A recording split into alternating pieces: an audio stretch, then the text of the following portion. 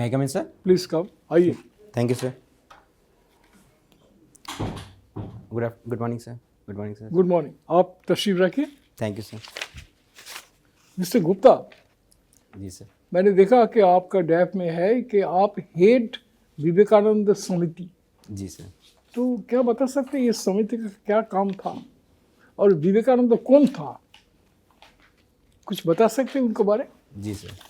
Sir सबसे पहले स्वामी विवेकानंद हमारे उनका जन्म 1863 में 12 जनवरी को हुआ था और वो भारत के एक उस समय जब जो है भारत गुलामी की दास्ता में था, भारत जो है उसका जो कॉन्फिडेंस था सभी लोगों का काफ़ी डाउन था। उस समय उन्होंने वेदांत दर्शन को और आध्यात्म को पूरे विश्व भर में प्रचारित किया।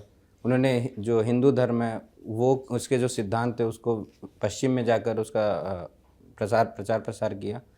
और सर आईआईटी कानपुर में जो विवेकानंद समिति थी तो सर उसका मेन काम जो स्वामी विवेकानंद जी के विचार थे उनको कम्युनिटी में प्रचारित और प्रसारित करना, समिति की जो लाइब्रेरी थी उसको मेंटेन करना और मेडिटेशन की वीकली सेशंस लगाना, उसके अलावा टॉक्स और लेक्चर्स ऑर्गेनाइज करना सर। और सर 12 जनवरी को हमारा एक विवेकानंद यूथ लीडर कन्वेंशन भी होता था, तो सर उसको स्वामी विवेकानंद का नाम क्या था?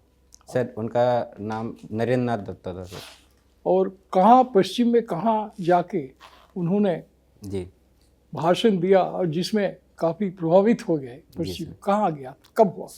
सर जो विश्व धर्म सम्मेलन हुआ था 11 सितंबर से 27 सितंबर तक चला था 1897 ईस्वी में शिकागो शहर में।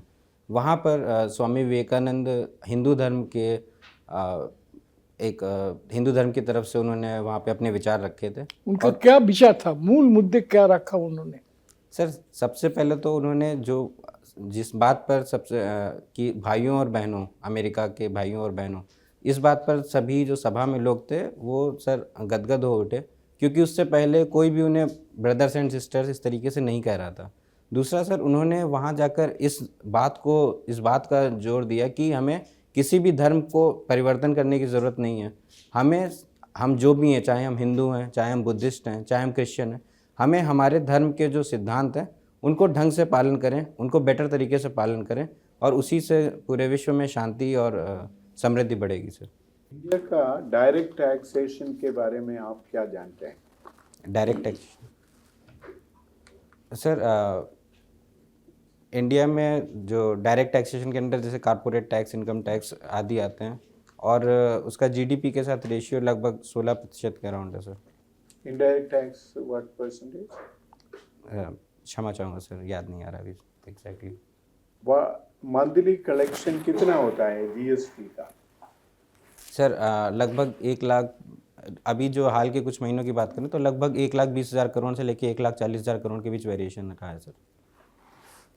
ये आप फाइनेंस मिनिस्टर है तो सपोज जी सर, और आप एडवाइस करेंगे तो अभी ये नया बजट आ रहा है, जी कब आएंगे बजट? सर 1 फरवरी को सर। 1 फरवरी का बजट में इन्फ्लेशन कंट्रोल करने के लिए क्या क्या मेजर्स आप सजेस्ट करेंगे?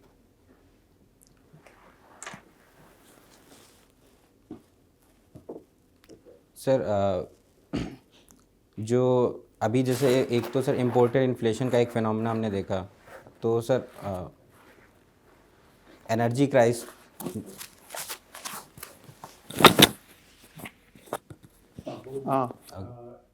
क्या व्हाट आर द मेजर, क्या क्या मेजर्स आप सजेस्ट करेंगे इन्फ्लेशन कंट्रोल करने के लिए बजट में?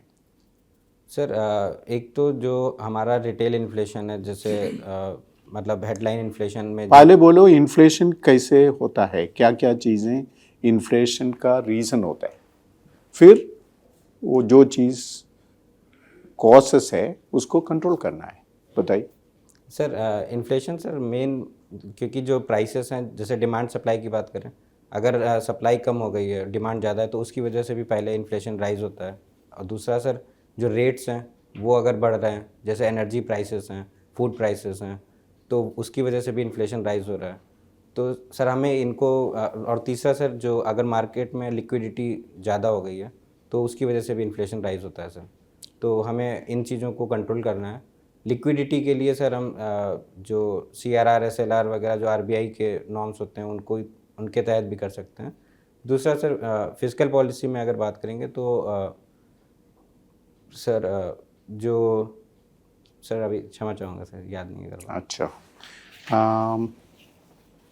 आप स्पिरिचुअलिटी और साइंस के बारे में आप लिख रहा है, ये दोनों एक जगह पे मिलते हैं। जी कहाँ मिलते हैं स्पिरिचुअलिटी और साइंस? सर, जहाँ तक मैंने पढ़ा और समझा है तो सर जो स्पिरिचुअलिटी है वो पूरी तरीके से साइंटिफिक है, और जो साइंस है उसके भी कोर में सर स्पिरिचुअलिटी है। यदि दोनों का कोर एलिमेंट की बात करें तो दोनों में एक क्यूरियोसिटी है। जो आज के मॉडर्न साइंस है तो वो उसमें मेन मटेरियल साइंसेस जैसे फिजिकल, केमिकल और बायोलॉजिकल साइंसेस के थ्रू हम मटेरियल वर्ल्ड को समझने की कोशिश करते हैं। स्पिरिचुअलिटी में हम अपने बारे में, अपनी आत्मा, अपने मन, जो कैसे ये पूरा ब्रह्मांड बना हुआ है, प्रकृति कैसे फंक्शन कर रही है, उस बारे में भी सर जानने और समझने की आइंस्टाइन कोशिश। का इक्वेशन के बारे में क्या जानते हैं आप? आइंस्टाइन का इक्वेशन के बारे में? सर आइंस्टाइन जी द्वारा जो दी गई इक्वेशन थी E=mc², तो उसमें एनर्जी E मतलब E is energy, M is mass और C is speed of light. Einstein कुछ बताया है साइंस और स्पिरिचुअलिटी के बारे में, कनेक्टिंग लिंक, उनका कोट जानते हैं? सर कोट मुझे याद नहीं है। ये आपने सिविल इंजीनियरिंग किया है, जी सॉलिड वेस्ट मैनेजमेंट आपका जगह पे करना है तो आपका डिस्ट्रिक्ट हार्डोई में सॉलिड वेस्ट मैनेजमेंट करना है तो एक प्लांट बना के क्या क्या कैसे आप ये प्लांट एग्जीक्यूट करेंगे? क्षमा चाहूँगा सर, सॉलिड वेस्ट मैनेजमेंट का प्लांट की पूरी जानकारी मुझे अभी नहीं है सर। आप सिविल इंजीनियर है इसलिए पूछा। जी सर नहीं, अभी नहीं है सर। नेशनल हाईवे और स्टेट हाईवे का फर्क क्या है? सर नेशनल हाईवे जो देश की इम्पोर्टेंट सिटीज़ हैं उनको कनेक्ट करता है। स्टेट हाईवेज जो स्टेट की इम्पोर्टेंट सिटीज़ हैं, जो इवन कैपिटल है उसको, जो डिस्ट्रिक्ट हेडक्वार्टर्स हैं, उनसे कनेक्ट करता है सर।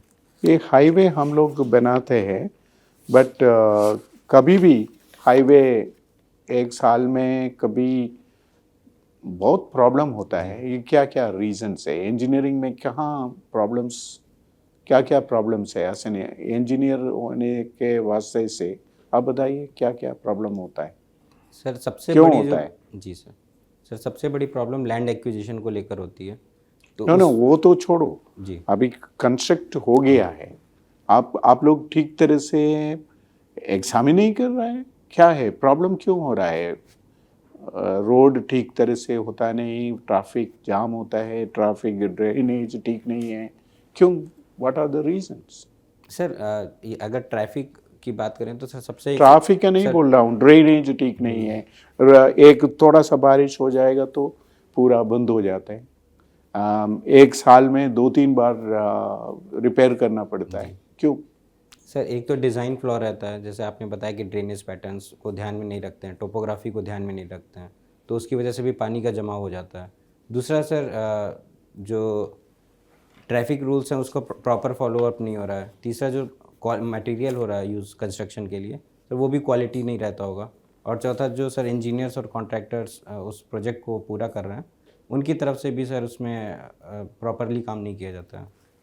ओके, ये मैथमेटिकल पोएट्री क्या है? सर मैथमेटिकल पोएट्री या गणितीय कविता, कविता की कोई स्थापित विधा नहीं है, बल्कि मैंने जो है मैथ्स की जो संख्याएं हैं, पैटर्न्स हैं, नंबर्स हैं, ज्यामिति, त्रिकोणमिति, उसको हिंदी कविता के साथ इंटीग्रेट करके अपनी भावनाओं को अभिव्यक्त करने का एक माध्यम बनाया सर।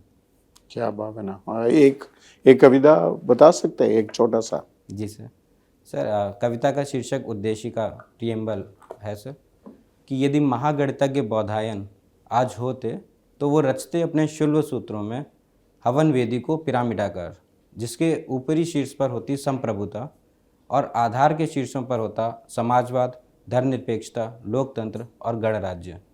इस वर्गाकार आधार की भुजाएं इंगित करती न्याय, स्वतंत्रता, समता और बंधुत्व, जबकि समबाहु त्रिभुजाकार फलक की भुजाएं इंगित करती राजनीतिक। ठीक है, लास्ट क्वेश्चन, ये सेकुलरिज्म क्या है, इसके बारे में बताइए।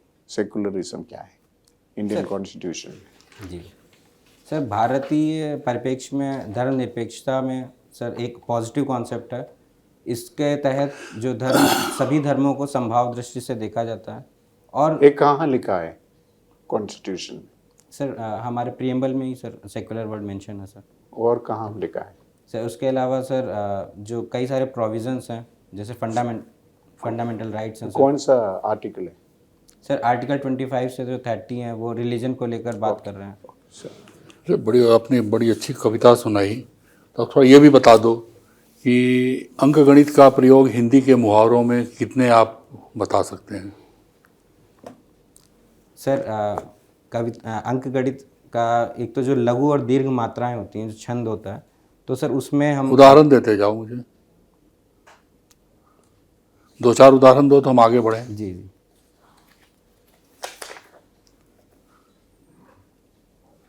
चलो। सर एग्जैक्ट याद नहीं आ रहे। जैसे रामचरितमानस की जो चौपाइयाँ हैं सारी। अरे नहीं, बहुत बोलचाल की भाषा में है, 9 2 11 हो जाना, 3 5 करना। अच्छा सर इस तरीके से। और क्या, तो मुहावरे और किसको कहते हैं? सॉरी सर मैं मुहावरे। आप मतलब सीधे एकदम गंभीरता में चले जाते हैं। चलिए बताइए कि रशिया और यूक्रेन के बीच में जो युद्ध हो रहा है उससे अमेरिका को क्या फ़ायदा हो रहा है? सर वो दोनों ही पक्षों से उसको एक तरीके से फायदा हो रहा है, क्योंकि जो रशिया है वो नहीं, मुझे वो फ़ायदे बता दीजिए, मतलब विवरण मत दीजिए, जी आप फ़ायदे बता दीजिए, क्या क्या फ़ायदे हैं? 1 2 3 4। सर पहला जो यूक्रेन को आर्म्स सप्लाई हो रही है तो उससे यूएस की इकोनॉमी को फ़ायदा हो रहा है। दूसरा सर किसको किसको यूएस आर्म्स बेच रहा है? सर यूएस बहुत सारे नेशंस को, जैसे सऊदी अरेबिया। नहीं, रशिया और यूक्रेन के बीच में लड़ाई में तो यूक्रेन को बेच रहा होगा। जी सर। दूसरा सर जो रशिया है सर वो लगातार लगभग 10 महीने हो गए हैं युद्ध को। सर तीसरा सर क्योंकि रशिया ने जो एनर्जी सप्लाई दी यूरोपियन यूनियन जो कंट्रीज थी उसको बंद की है, तो उसकी वजह से भी उनकी डिपेंडेंस एक यूएस को लेके कि एक सिक्योरिटी प्रोवाइडर के तौर पर और पुख्ता हुई है सर। और सर ये अभी मुझे एनर्जी का मतलब क्या होता है? सर कोई भी स्रोत जिससे हमें ऊर्जा मिल रही है। तो क्या दे रहा है अमेरिका, क्या दे रहा है? Sir America sir gas provide कर तो रहा है। आप सीधा बोलते ना कि आप इतना घुमा फिरा के बोल रहे हैं, और क्या हो रहा है?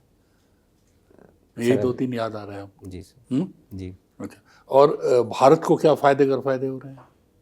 सर वैसे तो रशिया यूक्रेन का जो मुद्दा है सर वो काफ़ी चिंताजनक है, मगर इस बीच जो भारत को ऑयल प्राइसेस हैं रशिया से सर डिस्काउंटेड ऑयल मिल रहा है, तो वहाँ पर सर हमें काफ़ी फ़ायदा हो रहा है। फ़ायदा हो रहा है। हम क्या भेज रहे थे रशिया को और क्या वहाँ से ले रहे थे इसके पहले, युद्ध शुरू होने से पहले? सर हम रशिया से आर्म्स को ले रहे हैं, उससे पहले भी जो ऑयल वगैरह बहुत ही कम मात्रा में ले रहे थे। और सर एक्सपोर्ट का सर मुझे अभी याद नहीं है। यूक्रेन के साथ सर हम वहाँ से जो है वेजिटेबल ऑयल्स, हाँ, जैसे सनफ्लावर ऑयल हुआ उसको सर इंपोर्ट कर रहे थे। और फूड सिक्योरिटी के लिए भी sir, like global food security के लिए भी यूक्रेन का जो रोल था वो इम्पोर्टेंट था। नहीं, हम तो भारत के लिए पूछ रहे हैं, हमको दुनिया से क्या लेना देना। सर आप भारत का बताइए। सर वहाँ पे मतलब हमारे जो स्टूडेंट्स हैं, मेडिकल स्टूडेंट स्पेशली, वो काफ़ी सारे वहाँ पे पढ़ाई कर रहे हैं सर।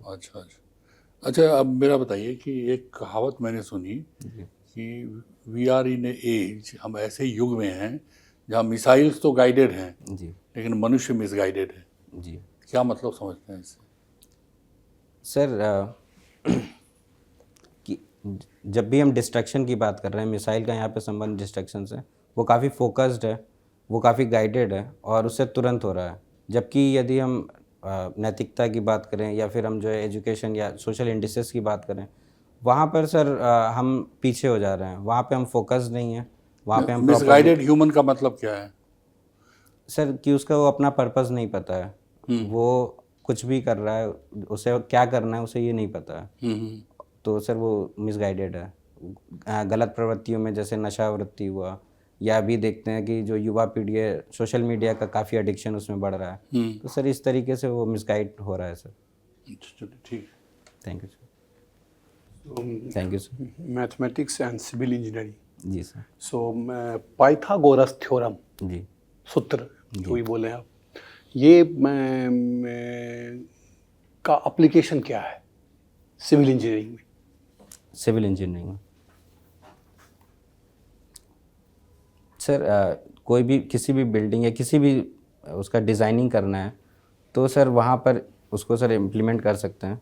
कि लाइक अगर उसकी कोई डायमेंशन में पता है उसको किस तरीके से बनाना है, तो सर वहाँ पे बेसिक नेक्स्ट बहुत छोटी चीज़ बोले हैं आप, अच्छी अच्छी बातें बताइए। सर और अभी नहीं याद आ रहा है। ओके, ये मैथमेटिक्स में गेम थ्योरी बड़ी फेमस है, जी उसका एप्लीकेशन बताएंगे कुछ? सर उसका एप्लीकेशन सर स्ट्रेटजीज बनाने में सर कर सकते हैं सर। स्ट्रैटेजी में, ठीक है। ये किसी भी प्रोजेक्ट की वायबिलिटी जी कैसे टेस्ट करते हैं कि ये वायबल प्रोजेक्ट है या नहीं है? दोनों यूज हो जाएगा, आपका mathematical background and civil engineering background. Sir viability में अगर फाइनेंशियल वायबिलिटी की बात करें तो हम ये देखते हैं कि हमारी कंस्ट्रक्शन कॉस्ट कितनी है और उससे जो आउटपुट है हमारा कि कितना बेनिफिट होगा, कितनी हम कॉस्ट रिकवर कर सकते हैं, एक तो ये देखते हैं। दूसरा सर किस क्षेत्र में है, तो जो सोशल वायबिलिटी है। आपने प्रेजेंट कॉस्ट देख लिया और प्रेजेंट देख लिया क्या फ़ायदा हो रहा है जी और कैसे? सर प्रेजेंट कॉस्ट तो हमें पता चल गई कि इतनी होने वाली है। उसके बाद कुछ मॉडल्स को यूज़ करके उसको एक्सट्रापोलेट करेंगे कि हम आने वाले सालों में कितना कितना। ठीक है। जी सर। ये आप जरूर सुने होंगे डिफरेंट टाइप्स ऑफ कंक्रीट जो होते हैं, जैसे UHPC, देन आपके GRC, सुने हैं इन सब नहीं, कंक्रीट का नहीं, नाम? नहीं सुने? नहीं। तो कंक्रीट को स्ट्रेंथन कैसे करते हैं? सर एक तो क्योरिंग करते हैं उसको वाटर के थ्रू, कि कंक्रीट जब हो जाता है तो उसकी जो हाईएस्ट स्ट्रेंथ के लिए 28 दिन तक पानी से उसको वाटर एप्लीकेशन कैसे घटाएंगे? अब तो वाटर इंजीनियर भी हैं, वाटर बड़ी स्कार्सिटी होने जा रहा है, तो वाटर कैसे उसमें रिड्यूस करेंगे कंक्रीट सीमेंटिंग में? यस सर, उसकी जो सीमेंटेशियस प्रॉपर्टीज़ हैं तो उसको अगर हम इंक्रीज करें, जैसे सिलिका वगैरह का यूज़ करें या फ्लाई ऐश वगैरह का भी यूज़ होना शुरू हुआ है। एग्जैक्टली मुझे सर नहीं पता। काफ़ी रोड बन रहे हैं आपके उत्तर प्रदेश में, जी सर, हर जगह बन रहे हैं। ये प्लास्टिक रोड का क्या कंसेप्ट है और क्यों इस तरह से फैला जा रहा है? सर प्लास्टिक क्योंकि एक बहुत बड़ा एक सॉलिड वेस्ट में सर पॉल्यूटेंट है और उसका यूज़ किया जा रहा है रोड्स को कंस्ट्रक्ट करने में। मेजर यूज किसका है? आप सही लाइन पे जा रहे हैं, बट मेजर यूज कौन सा मटेरियल का हो रहा है उसमें प्लास्टिक रोड में? सर क्षमा चाहूँगा सर, मुझे नहीं पता। ये आपके उत्तर प्रदेश में आपके जो सिविल इंजीनियरिंग से रिलेटेड फैक्ट्री, सीमेंट फैक्ट्री जी कौन सा है और क्या है इसका चैलेंजेस? सर उत्तर प्रदेश में मेनली सर चुनार, मिर्ज़ापुर जो सोनभद्र रीजन है वहाँ पर सीमेंट फैक्ट्रीज़ हैं। और सर चैलेंजेस क्योंकि सर उत्तर प्रदेश की जो डिमांड है वो काफ़ी ज़्यादा है और जो उनका प्रोडक्शन है sir, in general cement industry के साथ क्या चैलेंज होता है? सर एक तो कॉस्ट का इशू सर, दूसरा रॉ मटेरियल का, कि उसमें कई सारे मटेरियल। सबसे बड़ा चीज़ एक और चीज़ आजकल आता जा रहा है। ओके सर, आजकल तो हम लोग हर चीज़ NGT से क्लियरेंस लेते हैं। जी जी जी। उसका क्या रोल है? सर कोई भी प्रोजेक्ट के लिए जो इन्वायरमेंटल क्लियरेंस है सर, तो उसको वहाँ से लेते हैं। और इन्वायरमेंट इम्पैक्ट असेसमेंट भी किसी भी प्रोजेक्ट के लिए करना होता है, तो सर वहाँ पर काफ़ी डिलेज देखेगा। हम लोग पानी की बात कर रहे थे जी। इरिगेशन में आपके कितना परसेंटेज वाटर का यूज होता है? सर इरिगेशन में लगभग 70 से 80% के बीच में सर। 70 से 80% सर। 70%? सर जो फ्रेश वाटर है सर, मतलब ग्राउंड वाटर से, अगर हम ग्राउंड वाटर की बात करें तो सर इरिगेशन में उसका मेन यूज़ इतना होता है। तो वाटर तो स्कार्स आइटम है, इसका मतलब all water will be lost. अगर 70% आप लगा देंगे इरिगेशन में ही, तो बाकी जो ड्रिंक करने के लिए, पीने के लिए बाकी जितने हैं अदर स्कीम्स हैं वो तो नहीं मिल पाएगा। तो इसके लिए क्या करते हैं, मतलब कि इरिगेशन स्कीम में वाटर का यूज़ घटाने के लिए क्या क्या साइंटिफिक वेज हैं?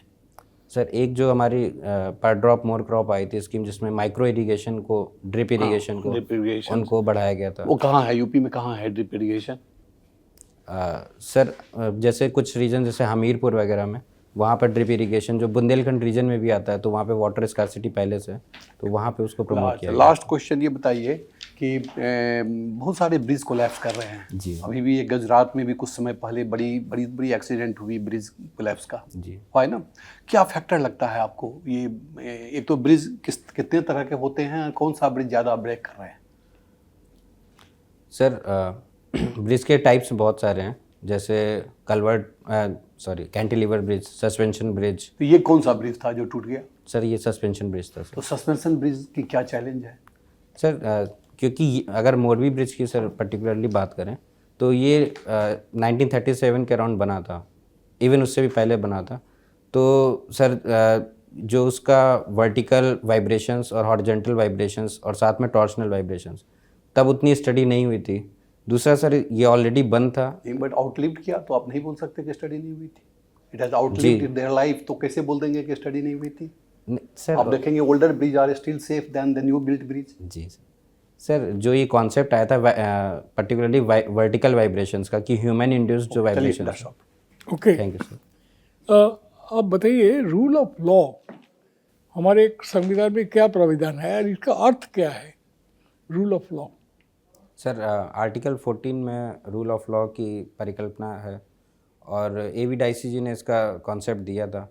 उसके अंदर सर एक कॉन्सेप्ट था जस्टिस का, दूसरा सर कि मतलब से चेक एंड बैलेंसेस होने चाहिए कि जो एग्जीक्यूटिव है वो। ये बात मैंने आपको नहीं पूछा, जी। मैंने सिर्फ आपको पूछा कि ये रूल ऑफ लॉ का मतलब क्या है। कि सर जो भी लॉ है उसका सर प्रोसीजरल और लीगल रूप से उसको फॉलो किया जाए और सभी लोगों को जस्टिस सर मिले सर। सभी लोग को जस्टिस मिल रहा है, जी। वो तो हर गवर्नमेंट कहेंगे, चाहे पाकिस्तान हो चाहे चाइना हो। जी। लेकिन रूल ऑफ लॉ के मूल मुद्दे क्या है? आप अच्छा ये बताइए, पाकिस्तान में रूल ऑफ लॉ है आपका विचार में? सर पाकिस्तान सर एक बिल्कुल विशिष्ट केस है, क्योंकि वहाँ पर जो गवर्नमेंट्स हैं तो वो मैंने नहीं पूछा आपको।